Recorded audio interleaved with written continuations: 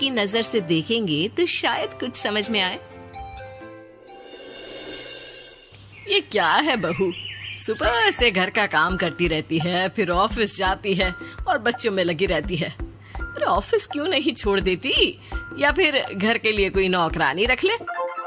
कैसी बात कर रही है माँ, जानती तो है ना अभी इनके ऊपर कितना लोन है। थोड़ा ही सही मदद कर देती हूँ तो अच्छा लगता है, और अभी उनको मेरे पैसे की जरूरत भी तो है।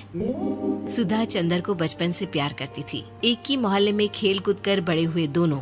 जहाँ सुधा संपन्न परिवार से थी तो वहीं चंदर का परिवार आर्थिक परेशानियों से जूझता ही रहा। लेकिन सुधा की जिद के आगे किसी की नहीं चली। सुधा, कल ऑफिस जल्दी जाना है और 2 दिन के लिए गुजरात ऑफिस के काम से भी जाना होगा। अरे कैसी बात कर रहा है बेटा, बहू को अगले महीने बच्चा होने वाला है, इस वक्त तो उसके साथ रहे। अरे कोई बात नहीं ना माँ, उनको जरूरी काम होगा, वरना मेरा चंदर ऐसे वक्त में मुझे छोड़कर कभी नहीं जाता।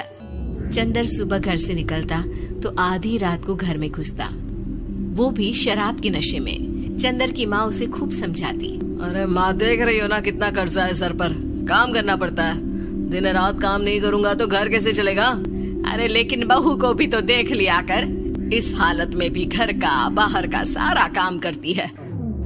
चंदर तो जैसे माँ की बात सुनकर भी अनसुना कर देता है। ऑफिस के बाद चंदर का फोन माँ के पास आता है। माँ, वो ऑफिस के काम से आज रात के लिए पास के शहर के ऑफिस जाना पड़ रहा है, कल सुबह आ जाऊंगा। सुधा रात को कमरे में सो रही होती है कि उसके पेट में दर्द होता है। सुधा चंदर को वीडियो कॉल करती है। इनको फोन कर लो, शायद कुछ आराम मिले। लेकिन 10 बार फोन करने पर भी वो सुधा का फोन नहीं उठाता। ऑफिस के काम से गए हैं, हो सकता है बिजी हो।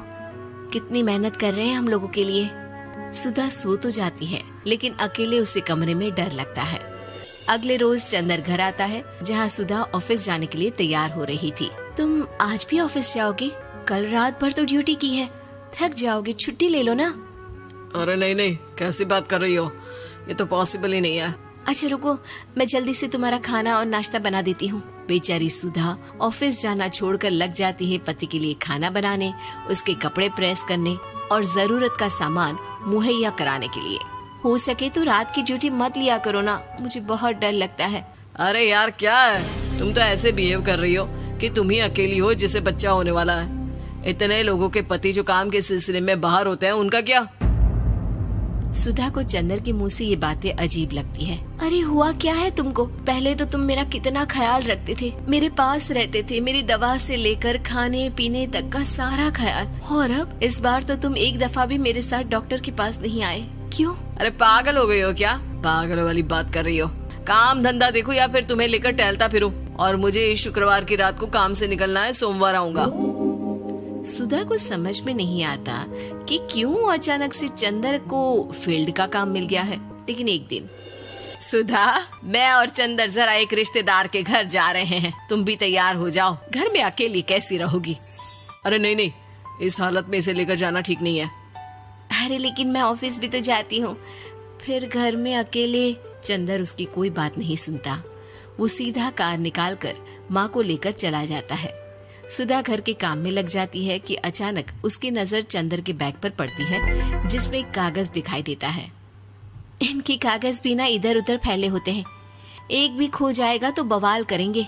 लेकिन जैसे ही सुधा वो कागज खोलकर देखती है तो वो सदमे में आ जाती है। दरअसल वो कागज नहीं, बल्कि चंदर और उसके ऑफिस में काम करने वाली लड़की चांदनी की गोवा की टिकट होती है। सुधा चंदर के बैग को खोलकर देखती है तो उसे होटल के बिल से लेकर महंगे गिफ्ट्स और दूसरे शहरों के टिकट मिलते हैं। सुधा को समझते देर नहीं लगती कि उसका पति किसी और लड़की के साथ है।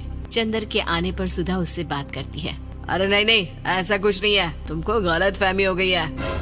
लेकिन जब सुधा के सवाल तीखे हो जाते हैं तो चंदर को अपनी गलती माननी पड़ती है और वो सुधा से माफी मांग लेता है। सुधा फैसला कर लेती है कि वो चंदर को छोड़ देगी। बच्चे और सामान को लेकर वो घर से निकल ही रही होती है कि सास उसे रोकती है। कहाँ जाएगी बेटा, रुक जा। चंदर को सुधा का जाना खल नहीं रहा था। वो झूठे मुंह भी उसे रोकने की कोशिश ही नहीं कर रहा था। सुधा चंदर को देखती है और मायके चली जाती है। मायके में माँ कहती है, अरे आज से कैसे घर छोड़कर आ गई? कौन सा चंदर तुझे छोड़ रहा था? माफी तो मांग ली थी ना। देखो बेटा, बेटी डोली में जाती है और अर्थी में ही निकलती है। पर पापा, मेरा आत्मसम्मान, उसका क्या? आपने मुझे पढ़ाया लिखाया है, इस लायक बनाया कि मैं खुद का खर्चा उठा सकूं, बेटी को पढ़ा सकूं, एक अच्छा जीवन पाऊं।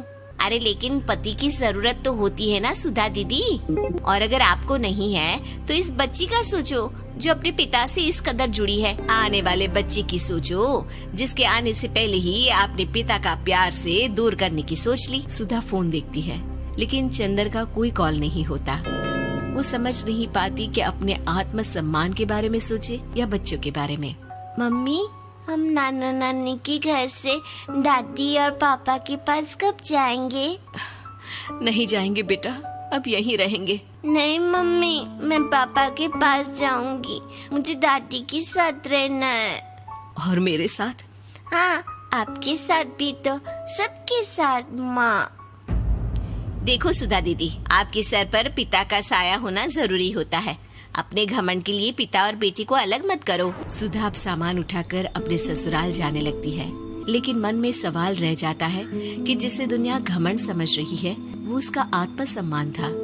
चंदन ने माफी जरूर मांग ली, लेकिन कभी ये एहसास नहीं दिलाया कि वो सिर्फ उसी का है।